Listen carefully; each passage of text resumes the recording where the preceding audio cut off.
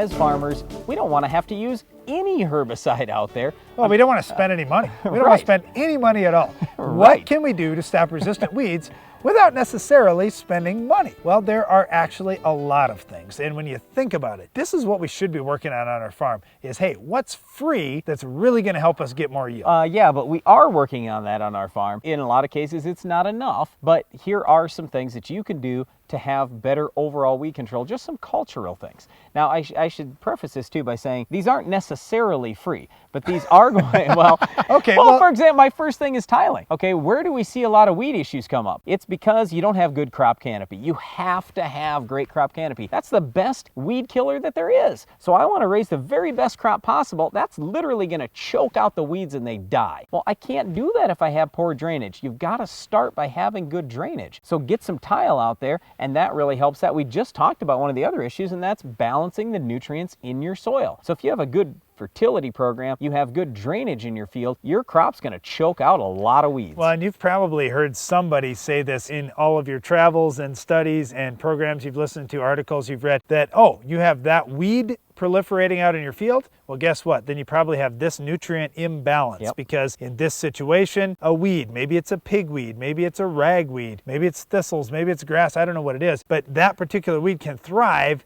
in a situation where you're excessive in this nutrient and deficient in this other nutrient, and your crop is going to suffer. And basically your crop is not able to be competitive in those situations. Everybody always wants to go back to tillage too when, oh, the herbicides aren't working, nothing else is working, I'm going to do tillage. And you can certainly do that. You know, there is no weed that's resistant to iron, okay? So you can go out there, do your tillage, I would argue kill the that weed. some of those mare's tail that get pretty big in the spring, that's pretty tough for tillage to take out. For light tillage, but if you go heavy tillage, every weed is dead. I know, I'm just so you giving you a hard absolutely time. can do that, but there again, there are trade-offs. You're going to have more erosion issues if you do more tillage. So you have to look at how can I best use these cultural practices the right way in my situation to kill my resistant weeds. Well, once again, there are a number of different cultural practices you can use to control resistant weeds or really any weeds on your farm, and it's trying to implement these practices and other practices, including herbicides, that's going to maximize profitability and maximize yield on your farm. Well, you'll certainly need to control our weed of the week if you want to have maximum yield. Can you identify this week's weed?